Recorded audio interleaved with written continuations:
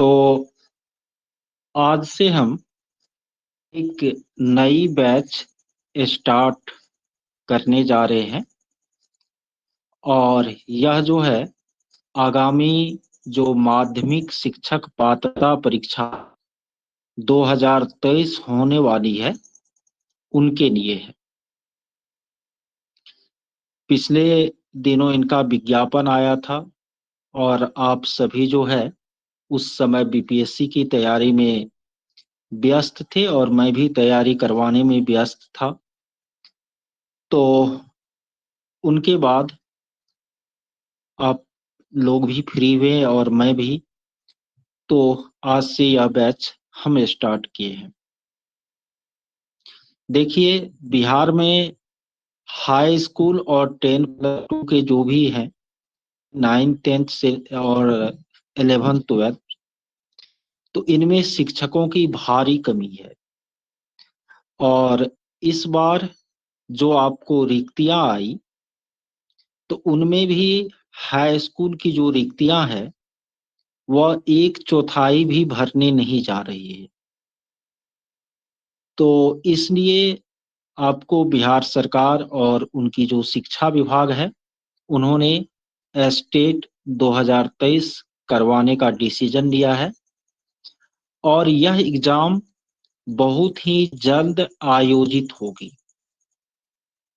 संभवतः हमको लगता है कि अक्टूबर लास्ट या अक्टूबर को छोड़ दे, क्योंकि वो थोड़ा सा पर्व त्योहार का महीना हो जाता है।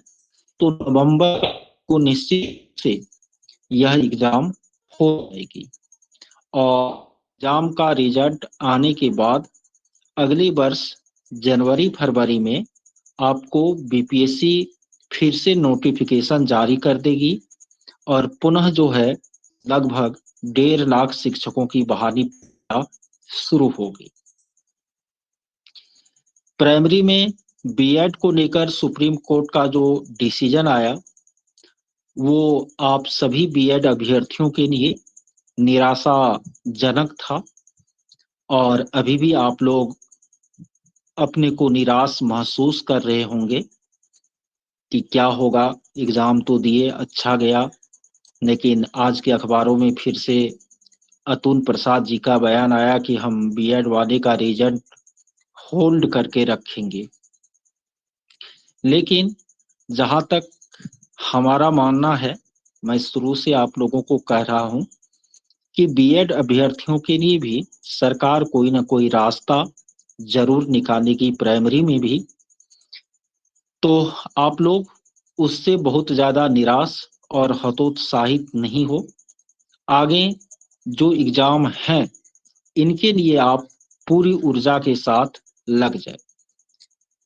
9th 10th और 11th 12th में काफी सीटें खाली है। 6 to 8 में भी वैकेंसी नहीं आई है, वो भी आएगी और इन सब के लिए आप लोग एलिजिबल रहेंगे। तो आप लोगों को इस परीक्षा की जो तैयारी है पूरे मनोयोग से करना है। तो बताइए, आप लोग तैयार हैं?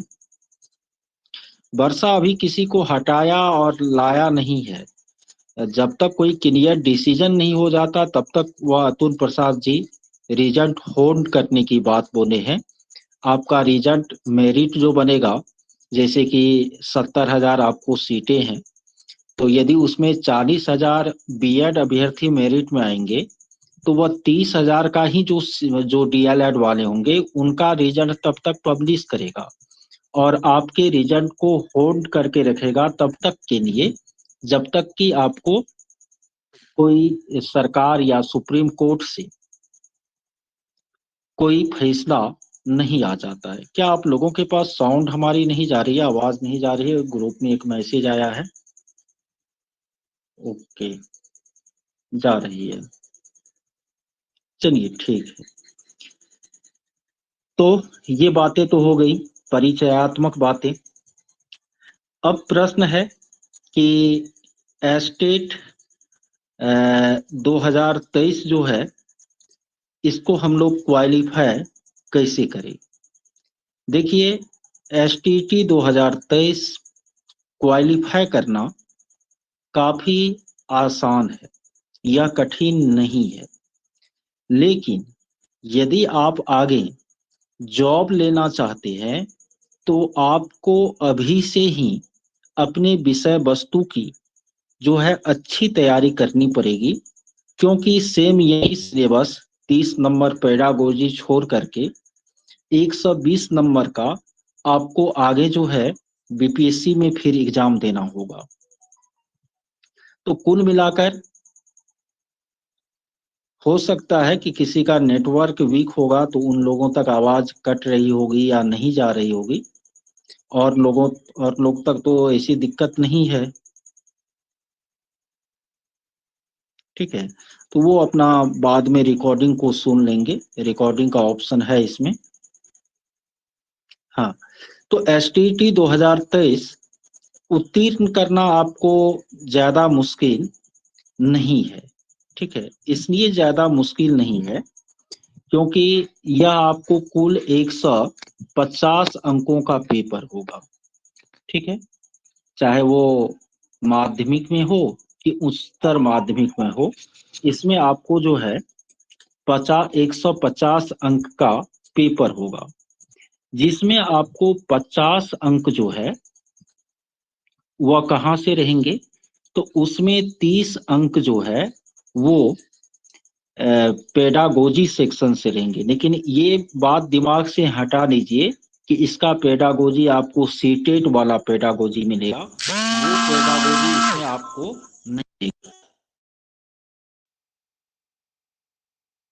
नहीं मिलेगा। इसमें कुछ अलग आपको टॉपिक भी है और इनका क्वेश्चन भी आपको कुछ अलग टाइप का होगा, तो इसलिए इनको पढ़ना भी आपको कुछ अलग टाइप से होगा। और 20 नंबर में आपको जो है इन्वायरमेंटल स्टडी है, रीजनिंग है, मैथ है, सामान्य ज्ञान है, तो 5-5 अंक सबसे रख दीजिए, यानी 10 गो मैथ रीजनिंग मिला करके, 5 गो पर्यावरण से और 5 गो जीएस से, तो वो 20 अंक और ये 30 अंक। लेकिन इनका यदि आप इस बैच में अच्छी तैयारी कर लेते हैं तो मैं यह गारंटी देता हूं कि ये जो 50 अंक का पेपर होगा, मतलब 50 ये जो क्वेश्चन रहेंगे कॉमन वाला, उसमें आप लोगों को निश्चित रूप से 35-40 मार्क आ जाएंगे। ठीक है, अब बचा 100 अंक का पेपर।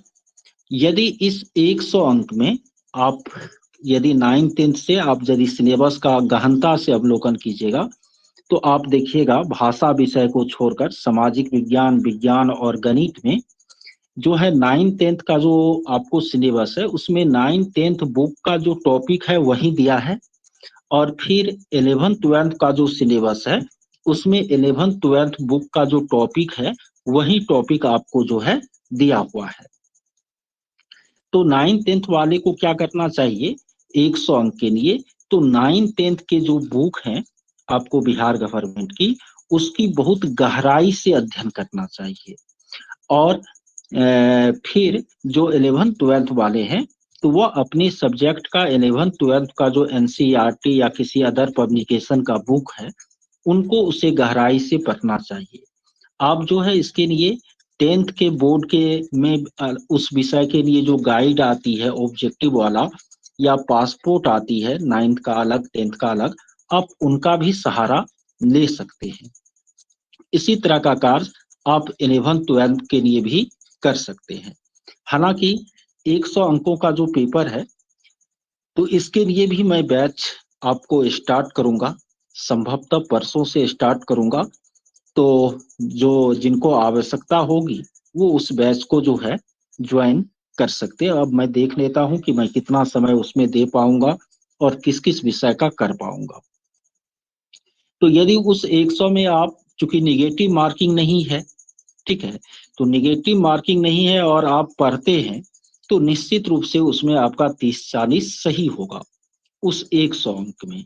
और इधर से यदि आपका 30-35 का बैकअप आ गया ना, तो आप जो है जो क्वालिफाइंग मार्क है उसको प्राप्त कर लेंगे। आप लोग ध्यान से सुन लीजिए, जो भी जनरल कैटेगरी के कैंडिडेट है उसको क्वालिफाई करने के लिए 75 अंक लाना पड़ेगा यदि वह पुरुष हैं तो, या जनरल और ईडब्ल्यूएस दोनों में ये कंडीशन है, क्योंकि ईडब्ल्यूएस को आपको एलिजिबिलिटी टेस्ट में कोई छूट नहीं मिलती है, वो छूट आपको मिलेगा किसमें, तो फिर बीपीएससी से जो नियुक्ति होगी उसमें वो रिजर्वेशन आपको मिलेगा। तो कहने का मतलब जनरल और ईडब्ल्यूएस के जो भी कैंडिडेट हैं और यदि वह पुरुष कैंडिडेट हैं तो उसको 150 में 75 मार्क लाना होगा पास करने के लिए। और यदि आपको बीसी, ईबीसी या अदर किसी कैटेगरी के पुरुष हैं तो उनको आपको 150 में 67.5 मार्क, लगभग 68, चूंकि निगेटिव मार्किंग इसमें है नहीं तो 67, 68, 68 आप मान के चल सकते हैं, इतना मार्क आपको क्या करना होगा, लाना होगा। और जितनी भी आपको महिला हैं, किसी भी कैटेगरी की यदि महिला है या एससी एसटी हैं या आपको दिव्यांग हैं तो उन लोगों को केवल 150 का 40% यानी 60 अंक ही उत्तीर्ण होने के लिए लाना है, और इसमें आपको उत्तीर्णांक ही काफी है।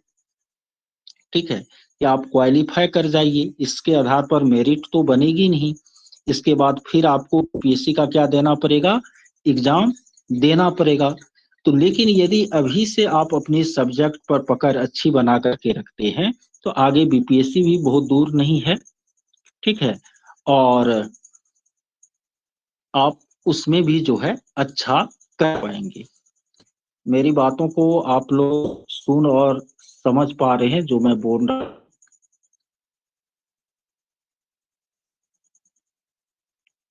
ओके,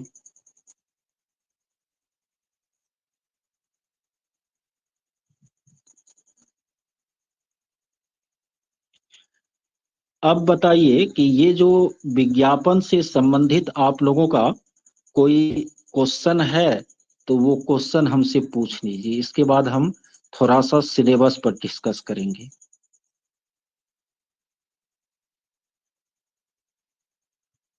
ओके, कोई बात नहीं अस्मिता। हाँ, यूजीसी ने आप ये पढ़ते हैं तो ये यूजीसी नेट में भी आपको काम आएगा। बिल्कुल गौरव। और किसी का विज्ञापन से संबंधित कोई भी कंफ्यूजन हो तो, या एग्जाम स्ट्रक्चर से संबंधित, तो वो हमको अभी मैसेज करके पूछ सकते हैं, क्योंकि आज प्रारंभिक कक्षा है। Commerce classes, Savita commerce classes जो है मैं उपलब्ध नहीं करवा पाऊंगा, इनके लिए आपको किसी और टीचर का सहारा लेना पड़ेगा। चलिए, अब हम थोड़ा सा सिलेबस पर जो है डिस्कस करते हैं। बिल्कुल, मैं सारे सब्जेक्ट की बातें बता रहा हूँ एक एक करके। चलिए, सबसे पहले हम डिस्कशन जो है भाषा विषय पर ही कर लेते हैं। ठीक है, जो भाषा के नहीं होंगे, आज ही केवल ये इंट्रोडक्टरी क्लास है, कल से जो इस बैच का जो टॉपिक है वही टॉपिक चलेगा। सबसे पहले आप देख लीजिए कि किसी भी विषय का जो सिलेबस है ना, चाहे वो किसी भी सब्जेक्ट का सिलेबस है, तो उसमें जो है आपको ये 50 मार्क जो है कॉमन है, और इनका टॉपिक भी मिला जुला करके क्या है, कॉमन है। तो ये तो सबको पढ़ना है जिसके लिए यह क्लास आपको शुरू हुई है। इसमें आपको 30 अंक जो है शिक्षण कला से पूछी जाएगी, और 20 अंक जो है अन्य दक्षताओं से, अदर स्किल्स से पूछी जाएगी। अब शिक्षण कला में आपको कौन कौन सा टॉपिक पढ़ना है, तो पहला टॉपिक है आपको शिक्षण और अधिगम, उनका अर्थ, उनकी प्रक्रिया और उनके अभिलक्षण, teaching and learning meaning process and character. यानी शिक्षण और अधिगम, उनकी उनके अर्थ, उनकी प्रक्रिया और उनके अभिलक्षण। आप लोग बीएड में भी इस चीज को पढ़े होंगे और सीटेट में भी इस चीज को पढ़े होंगे, लेकिन ये बात दिमाग में ले लीजिए कि सीटेट में आपको कंसेप्चुअल क्वेश्चन पूछता है और इसमें आपको फैक्चुअल क्वेश्चन पूछता है। आपको इसमें वैज्ञानिक सब का नाम भी याद करना होगा, उनका क्या प्रयोग रहा है वो भी जानकारी लेना पड़ेगा, यानी इसमें आपको तथ्यात्मक क्वेश्चन पूछे जाएंगे, सीटेट से अलग रहेगा। न क्वेश्चन इस बार जो आएगा वो सिलेबस से ही आएगा। पिछले बार वाले स्टेट का हाल नहीं होगा कि सिलेबस दिया ही नहीं, किसी में इंटर वाला मैथ पूछ दिया तो किसी में मैट्रिक वाला मैथ पूछ दिया, ऐसा इस बार नहीं होगा। इस बार सिलेबस फिक्स है और जो भी क्वेश्चन आएगा वो सिलेबस के अंदर से ही आएगा रोशन जी। उनके बाद दूसरा जो इसमें टॉपिक है वह टीचिंग के जो भी ऑब्जेक्टिव हैं ना, तो उनके बारे में है, जिसमें आपको ब्लूम्स टेक्सोनोमी को क्या करना है, विस्तार से समझना है, पढ़ना है। टीचिंग मेथड जो अलग अलग टाइप के हैं उनके क्या मेरिट है, क्या डिमेरिट है, इनको पढ़ना है। लेसन प्लान से भी आप लोग परिचित होंगे। लेसन प्लान अपने बीएड कोर्स में आप बनाए भी होंगे, वहां से क्वेश्चन रहेंगे। फिर माइक्रो टीचिंग और इंस्ट्रक्शनल एनालिसिस ना, यानी सूक्ष्म शिक्षण और सूचनात्मक विश्लेषण। फिर क्लासरूम का इफेक्टिव इकोसिस्टम कैसे बनेगा, टेक्स्ट बुक और लाइब्रेरी के बारे में, टीचर में क्या क्या क्वालिटीज चाहिए इनके बारे में, असेसमेंट और इवेल्यूशन के बारे में, करिकुलम के बारे में, और शिक्षण और अधिगम को प्रभावित करने वाले जो भी कारक हैं उनके बारे में। ये सारा इसमें टॉपिक है। लेकिन ये तो टॉपिक आप लोगों को लग रहा होगा कि हम तो बीएड में पढ़वे किए हैं, सीटेट में भी सब चीज थोड़ा बहुत पढ़वे किए हैं। हाँ है, परिचय है, लेकिन इसमें कुछ अलग टाइप से हमको पढ़ना होगा, क्योंकि जब स्टेट 2019 वाला आप क्वेश्चन देखिएगा पेडागोजी का, तो आपको पता चलेगा कि नहीं ये सीटेट से क्या है, अलग है। और स्टेट 2019 में भी हम तैयारी करवाए हुए थे, अच्छी खासी संख्या में आपको स्टूडेंट उत्तीर्ण हुए थे अलग अलग विषयों में। हालांकि मैथमेटिक्स में क्या हुआ था जिसमें रोशन सिंह को नहीं हो पाया कि इनके शिफ्ट में जो है केवल जो है ऑनलाइन एग्जाम में पूछ दिया बहुत हायर लेवल का मैथ, लेकिन इस बार जो है ऐसा नहीं होगा। तो ये है आपको। और इसके बाद जो इसमें 20 मार्क का अदर स्कीम है, तो उसमें इन्वायरमेंटल स्टडीज से 5 क्वेश्चन रहेंगे और उसके लिए जो मैं एक पीडीएफ दूंगा वही एक पीडीएफ एकदम काफी रहेगा। इस बार भी बीपीएससी में मेरे ईवीएस के पीडीएफ से दोनों ही सीटिंग में हूबहू क्वेश्चन जो है पूछे गए, जिसका मैंने स्क्रीनशॉट भी फेसबुक पर शेयर किया था। तो ईवीएस के लिए आपको जो है दिक्कत नहीं है। फिर 5 मार्क उसमें रीजनिंग रहेगा, 5 मार्क मैथ रहेगा और 5 अंक का जो है सामान्य ज्ञान में कहीं से कुछ पूछ देगा। ठीक है, तो कुल मिलाकर ये 50 अंकों की इस तरह से आप लोगों को सिलेबस है और इसकी तैयारी करनी है। तो हर एक टॉपिक को मैं अपने तरीके से बेहतर तरीके से डील करूंगा और इसकी अच्छी तैयारी आप लोगों की हो जाएगी। ठीक है, ये 50 सबके लिए कॉमन हुआ, चाहे पेपर 1 में है कि पेपर 2 में है, सब में ये 50 रहेगा। ठीक है, और इस 50 में यदि आप लोग ढंग से मेरी बातों को फॉलो कीजिएगा तो हम गारंटी देते हैं कि 30 से 40 मार्क आपके आएंगे। अब हम, हाँ रिजल्ट होगी, हर हाल में होगी। बीपीएससी भी तैयारी कराए आप लोगों को गौरव, तो उनमें भी रिजल्ट आप लोगों की हो गया। अब मान लेते हैं अभी बीएड को होल्ड कर दे तो अलग चीज है, लेकिन रिजल्ट तो होगी। और रिजल्ट के कारण ही इतने दूर दूर से लोग जो है इतनी कम व्यवस्था में हमसे जुड़े हुए हैं, नहीं तो इतने सारे लोगों का सहयोग और समर्थन नहीं मिलता। अब हम बात करते हैं 100 अंक का जो मेन पेपर होगा उसके लिए। मैं जैसा देख पा रहा हूं कि आप लोगों में से बहुत सारे हिंदी विषय मेन पेपर है, कुछ लोगों का जो है आपको मैथमेटिक्स है, कुछ लोगों का साइंस भी है, सब तरह के इसमें जुड़े हुए हैं, और बहुत सारे लोगों का सोशल साइंस भी है। ठीक है, तो हिंदी सब्जेक्ट 9th 10th जितने लोग जुड़े हैं उसमें किसी का है, बताइए तो। कोई ऐसे 24 आदमी में कोई है जो 9th 10th में हिंदी सब्जेक्ट से एग्जाम देंगे? निधि झा है, बहुत अच्छा। देखिए निधि, आपको हिंदी सब्जेक्ट में जो है, ठीक है, रश्मि भी है, पूजा उनके बहन, उसकी बहन जो है कमेंट कर रही है। अब मैथ के बारे में भी मैं बता रहा हूँ, पहले हिंदी का थोड़ा सा बात कर लेता हूँ। और देखिए हिंदी में आपको 9th 10th में साहित्य नहीं पढ़ना है, ओनली आपको ग्रामेटिकल आइटम्स पढ़ना है। संधि, समास, संक्षेपण, इस सारा आपको, उसमें भी आपको अलंकार, छंद, रस, जितना भी व्याकरण का टर्म है वो पढ़ना है। और हिंदी सब्जेक्ट के लिए व्याकरण टर्म जो भी है उसका बहुत ही बेहतर नोट्स मेरे पास है। ठीक है, और वो नोट भी मैं आप लोगों को दूंगा और क्लास भी करवाऊंगा। ठीक है, तो ये हो गई आपको बातें किसके लिए, हिंदी के लिए। हिंदी का यही सिलेबस है, केवल आपको 9th 10th वाला, इसमें केवल आपको व्याकरण पढ़ना है।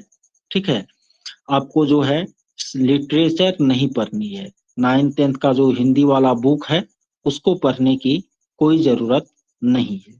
ठीक है, चलिए हिंदी +2 के विकास सर हैं, सलोनी जी हैं। +2 हिंदी का भी मैं सिलेबस जो है स्क्रीन पर लेता हूं।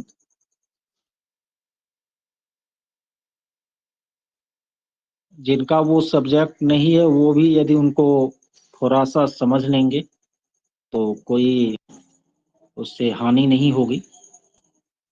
देखिए +2 का जो हिंदी का आपको सिलेबस है, तो हालांकि ये सारी चीजें आपको आगे पढ़ना ही पड़ेगा, लेकिन +2 जो हिंदी दे रहे हैं वो हिंदी के साथ साथ ये कॉमन पेपर पर विशेष मेहनत करें, क्योंकि कॉमन पेपर वाला फिक्स है कि वो 40 नंबर जो है वहीं से आएगा। 50 नंबर, 50 में 35, कम से कम 50 में 35 वह जो है इधर से लाने की कोशिश करें। और उनके बाद ये हिंदी की जो भी रचनाएं, चूंकि इसमें आपको व्याकरण नहीं है, केवल इसमें जो है आपको क्या है, हाँ व्याकरण भी है, सॉरी व्याकरण भी है, यानी व्याकरण जो है वो आपको जो 9th 10th वाले को पढ़ना है वो पढ़ना ही है आपको। उनके अलावे जो है आपको लिटरेचर पढ़नी है। तो व्याकरण का तो मैं तैयारी करवा ही दूंगा, तो व्याकरण और कॉमन पेपर से आपको पासिंग मार्क आ जाएंगे।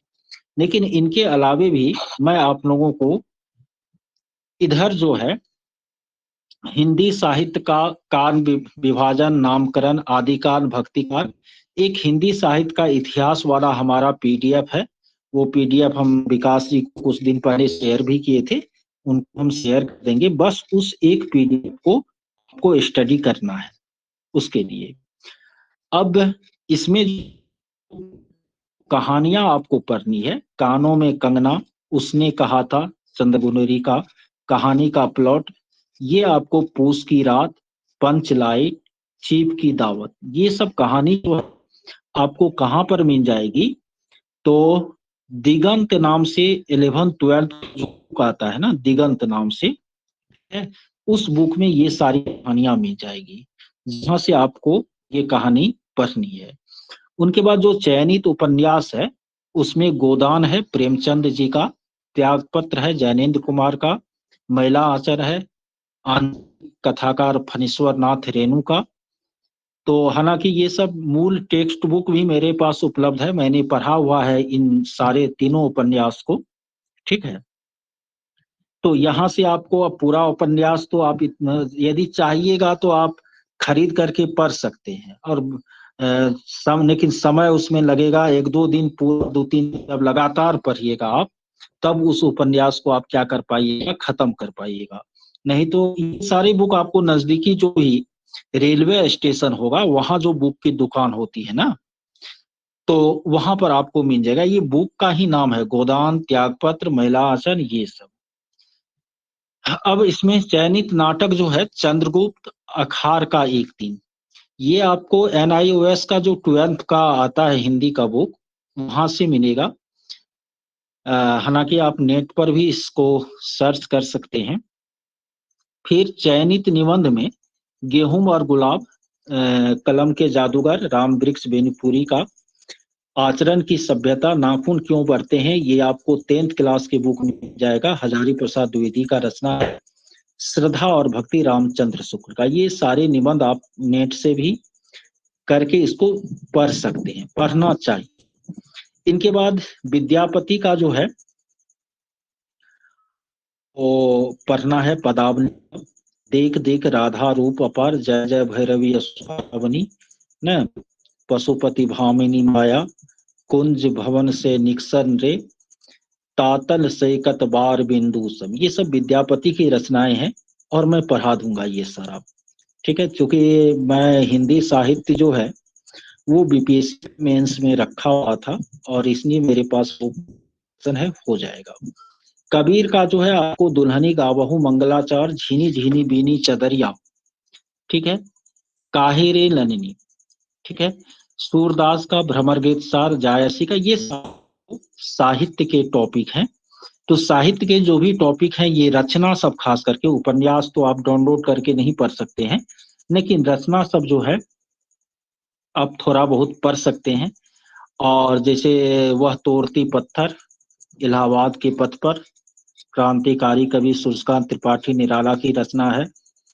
तो ये सारी चीजें आप लोगों को पढ़नी है। और यदि आप लोग चाहिएगा तो इनको हम अलग से करवा देंगे। हालांकि समय कम है, लेकिन फिर भी इतना जरूर करवा देंगे जिससे कि पासिंग मार्क आप लोगों को आ जाए। चलिए, ये हिंदी दोनों पेपर की बात हो गई। और अभी इस बैच में किस सब्जेक्ट के लोग जुड़े हैं बताइए थोड़ा सा, उसके सिलेबस पर थोड़ा डिस्कशन कर देते हैं। चलिए, इंग्लिश पेपर 1 पेपर 2 भी लिख दीजिएगा, ठीक है। चलिए, अब हम देख लेते हैं इंग्लिश जो है आपको, हालांकि इनका जो सिलेबस है कोई भेजे नहीं है, ठीक है। तो इंग्लिश वाले जो भी लोग हैं, ठीक है, तो इसमें जो 9th-10th का इंग्लिश का सिलेबस है, जहां तक मैंने देखा है, उसमें केवल ग्रामेटिकल टर्म है, ठीक है। जिस तरह आपको हिंदी में 9th-10th में केवल हिंदी का व्याकरण है, उसी तरह आपको 9th-10th में आपको इंग्लिश में केवल इंग्लिश का ग्रामर है। आप सिलेबस को वेबसाइट से डाउनलोड करके ग्रामर के जितने भी टॉपिक हैं उसका आपको केवल स्टडी करना है, लिटरेचर आपको नहीं पढ़नी है। और साथ साथ ये 50 अंक वाला तो हम कराएंगे ही, तो इससे बेहतर और उसको बेहतर कर लीजिएगा तो पासिंग मार्क आपका आसानी से आ जाएगा। इंग्लिश जो है वो हम नहीं पढ़ाते हैं और वो अलग से हम नहीं पढ़ा पाएंगे, उनके लिए आप लोगों को सेल्फ करना होगा, ठीक है। अब हम बात करते हैं साइंस सब्जेक्ट की। देखिए, साइंस में आपको करना क्या चाहिए, वर्ग 6 से लेकर 10 तक का जो साइंस का बुक है, SCERT वाला, सेम चीज NCERT में भी है, उसको बहुत ही गहराई से पढ़ना है। और साथ ही साथ ल्यूसेंट का जो आपको सामान्य विज्ञान का किताब आता है, ल्यूसेंट का सामान्य विज्ञान, 6 से 10th तक का जो साइंस का बुक है, उनको आप जितनी गहराई से पढ़ सकते हैं उनको पढ़िए। साथ में बैकअप के लिए ये 50 अंक वाला हम करवा ही रहे हैं, तो साइंस में उनको दिक्कत नहीं होगी। यदि मैं दूंगा, यदि कुछ स्टूडेंट हो जाएंगे तो चूंकि साइंस के हम खुद स्टूडेंट रहे हैं आपको, तो पढ़ा देंगे।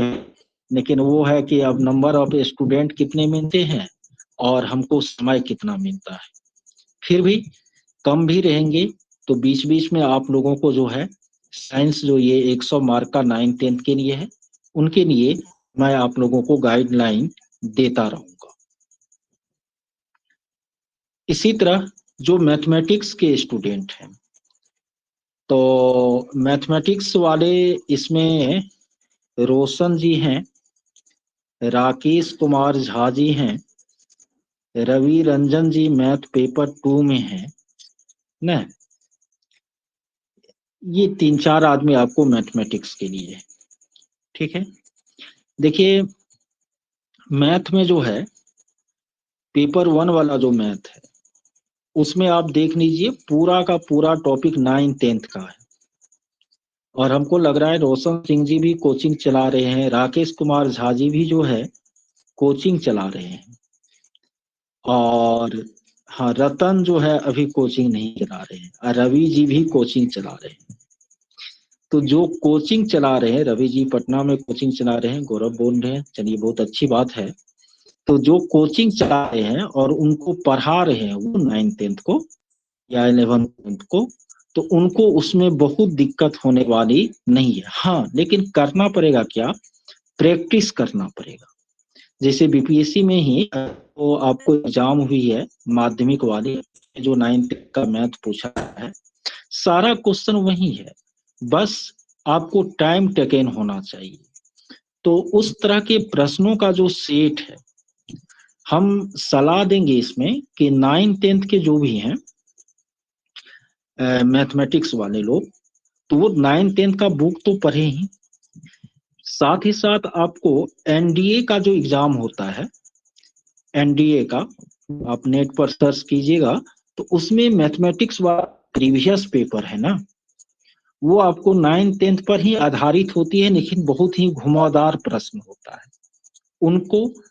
और पॉलिटेक्निक वाला जो मैथ है का गाइड आता है ना, उनको 9th-10th वाले जिनका पेपर 1 है वो उन दोनों को क्या करे, अभ्यास करे, ठीक है। तो उससे एक टाइम टेकन होगा और कम समय में इस प्रश्न को हम कैसे हल करें वो भी होगा। हालांकि एक चीज यह भी करनी चाहिए कि इस बार ऐसे खास करके मैथ साइंस इस सब विषय में बहुत ज्यादा हार्ड क्वेश्चन पूछने की संभावना नहीं है, क्योंकि लोग कम क्वालिफाई हैं, सीट ज्यादा है और बिहार सरकार सीट को भरना चाह रही है, इसलिए बहुत ज्यादा अंतर आपको कुछ भी नहीं होगा।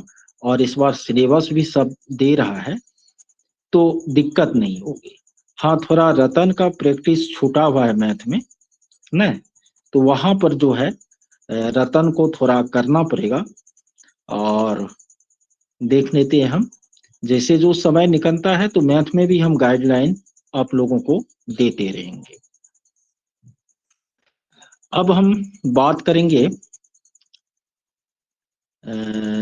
सोशल साइंस का थोड़ा सा। सोशल साइंस में अभी मैं जो देख पा रहा हूं कि ये आपको 9th-10th का सिलेबस है, ठीक है। देखिए सामाजिक विज्ञान एक ऐसा विषय है जिसमें कंपटीशन बहुत ही ज्यादा है, अभी भी कम है, इसके बाद भी सीटें कम रहेगी, कंपटीशन इसमें ज्यादा रहेगा। तो अब कंपटीशन ज्यादा है तो इसके लिए आपको क्या करना पड़ेगा, उसमें बहुत ही आपको योग्य बनना होगा, ठीक है। जहां तक बात है इस एग्जाम को क्वालिफाई करने की, तो इसमें बहुत दिक्कत होने वाली नहीं है। आप यदि 6 से लेकर के 10th क्लास तक, हालांकि इसमें केवल 9th-10th का ही आपको टॉपिक सब दिया हुआ है, एक भी ऐसा टॉपिक नहीं है जो 9th-10th का जो बुक है, ठीक है, चाहे वह हिस्ट्री हो, पॉलिटी हो, या इकोनॉमिक्स हो, या आपको ज्योग्राफी हो, सारा टॉपिक वहीं से है, ठीक है। सारा टॉपिक वहीं से है, उस टॉपिक में थोड़ा बहुत गहराई में जा सकता है। तो आप लोग 9th वाला जो ये 4-4-8 बुक है ना, इस बुक को एकदम घोर करके पी जाइए, क्योंकि ये आपको आगे फिर बीपीएससी में भी काम करेगा। ठीक है, इनको पढ़िए। सोशल साइंस का भी मैं अलग से बैच दे रहा हूँ और वो दूंगा। तो आपको इनकी जो है तैयारी थोड़ा सा गहराई में करना है, क्योंकि इस जिसमें कंपटीशन ज्यादा रहेगा तो उसका क्वेश्चन भी थोड़ा सा क्या रहता है, हार्ड रहता है। ठीक है, तो ये है आपको 9th 10th वाला। और जो 11th 12th वाला, ठीक है, हाँ बीपीएससी में भी मैथ ही पूछेगा। क्वेश्चन मैं शेयर कर दूंगा मैथ वाला जो बीपीएससी में पूछा गया है इस बार। और ये 11th 12th में जो आपको हिस्ट्री है, तो इसमें भी वही सारा यूनिट है जो यूनिट आपको 11th 12th के बच्चे को क्या करनी है, पढ़ानी है। ठीक है, इकोनॉमिक्स में भी पूजा। देखिए 11th 12th और 9th 10th में मैथ, साइंस और सोशल साइंस, ये 3 सब्जेक्ट का जो सिलेबस है 100 अंक वाला, वो वही सिलेबस है जो 9th 10th के बुक में है और जो 11th 12th के बुक में है, चाहे वह इकोनॉमिक्स हो, होम साइंस हो ना। उसमें जो है केवल आप इकोनॉमिक्स है तो 11th 12th के इकोनॉमिक्स को पढ़िए, आप होम साइंस है तो 11th 12th के होम साइंस को पढ़िए। ये आपको इस तरह को करना। लेकिन भाषा विषय में क्या है, तो भाषा विषय में 10th में 9th 10th का वो बुक है वो नहीं पढ़ना है, केवल उसमें व्याकरण पढ़नी है। और 11th 12th में व्याकरण भी पढ़ना है भाषा विषय में, और आपको जो लिटरेचर है वो भी क्या करना है, पढ़ना है। इसी तरह आपको इंग्लिश सब्जेक्ट में वही काम करना है कि 9th 10th में केवल व्याकरण, और 11th 12th में व्याकरण विथ आपको जो है लिटरेचर पढ़ना है। तो सिलेबस क्या पढ़ना है ये चीज आप लोग थोड़ा बहुत भी समझ पाए।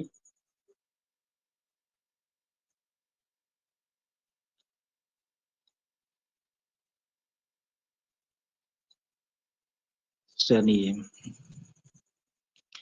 रोशन सिंह, पूजा मिश्रा, राकेश सर और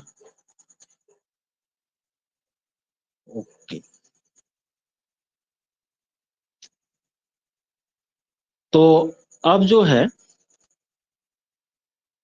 अब कल से जो क्लास होगी तो उस क्लास में हम लोग पहले सीधा जो पेडागोजी का टॉपिक है हम लोग उस पर चलेंगे। और अभी मैं कुछ ऑब्जेक्टिव आप लोगों से पूछ रहा हूँ पेडागोजी से रिलेटेड।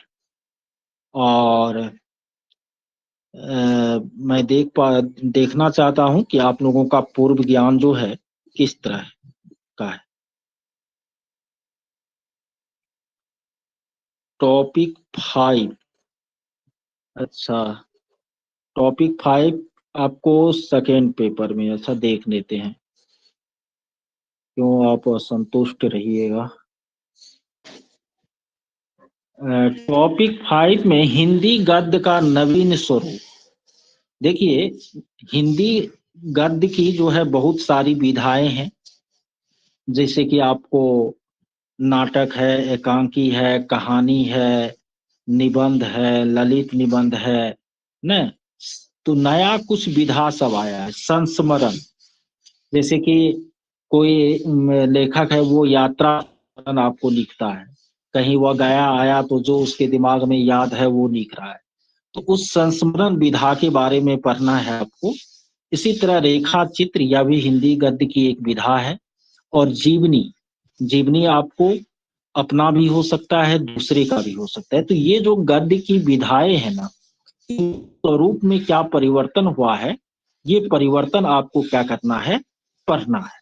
ठीक है, तो इसका भी मेरे पास है मटेरियल, खोजना पड़ेगा और खोज करके आप लोगों को उपलब्ध करवाएंगे। चलिए, प्रोबनेम क्लियर विकास जी? हाँ, तो मैं क्वेश्चन भेज दूंगा बीपीएससी वाला जो पूछा गया था, तो समझ में आ जाएगा। अब जो है, अभी आप लोगों के पेडागोजी के पूर्व ज्ञान का परीक्षण हम करेंगे, क्योंकि इस बैच में तो केवल पेडागोजी ही हम पढ़ाएंगे, यानी जो 50 अंक है वही चीज हम पढ़ाएंगे। पहला क्वेश्चन है कि किस मनोवैज्ञानिक ने शैक्षिक उद्देश्यों का वर्गीकरण किया? आप लोग टाइप करके आंसर दीजिए, थोड़ा कम भी टाइप कीजिएगा तो हम समझ जाएंगे, बहुत सारे लोग हैं। शैक्षिक उद्देश्यों का वर्गीकरण।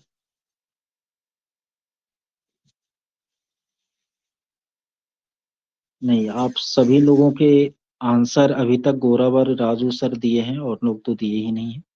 पूजा मिश्रा। चलिए, ब्लूम्स ही सही उत्तर है। बीएस ब्लूम ने आपको शैक्षिक उद्देश्य जो है उनका वर्गीकरण किया, 3 भागों में बांटा था आपको, भावात्मक, क्रियात्मक और ज्ञानात्मक। ठीक है, बिल्कुल, ये ब्लूम टेक्सोनोमी है आपको। दूसरा क्वेश्चन आप लोगों से है,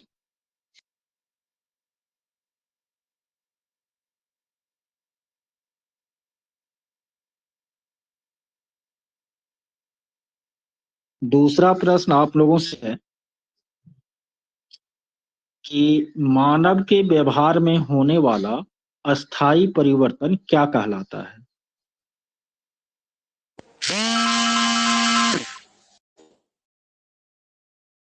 होने वाला अस्थाई परिवर्तन क्या कहलाता है? बिल्कुल, अधिगम कहलाता है। बहुत अच्छा। अच्छा, अधिगम के लिए आपको संज्ञानवादी दृष्टिकोण देने वाले मनोवैज्ञानिकों में आप एक दो का नाम बता सकते हैं? अधिगम का जो संज्ञानात्मक सिद्धांत दिया, बिल्कुल पियाजे और वैगोत्स्की हो जाएगा। अच्छा, बच्चे अंतर्दृष्टि के द्वारा सीखते हैं, ये किस प्रकार के मनोवैज्ञानिकों का कहना है कि बच्चे अंतर्दृष्टि के द्वारा सीखते हैं?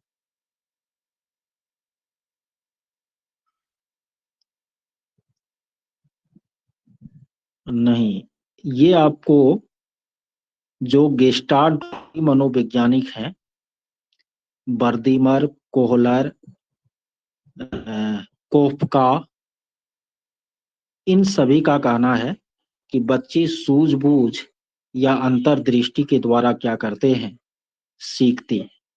आप लोग चिंपांजी वाला प्रयोग पढ़े होंगे, कोहलर का। अच्छा, आगमन निगमन विधि का जनक किसे माना जाता है? आगमन निगमन विधि का जनक?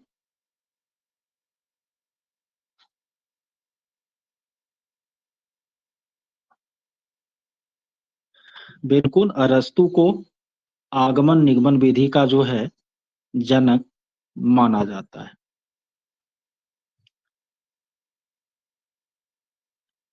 चलिए, तो ठीक है, मैंने 2 4 5 क्वेश्चन आप लोगों से किया, और 8:40 होने वाला है, तो आज की जो समय सीमा है वो खत्म हो रही है।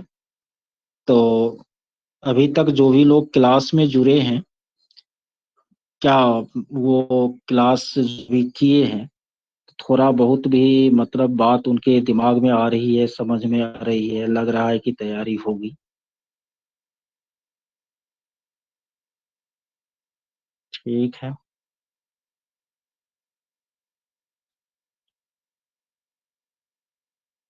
चलिए, तो ठीक है, हम लोग कल पुनः 7:50 में मिलते हैं, और मैं कुछ मटेरियल भी आप लोगों को कल सेंड करूंगा।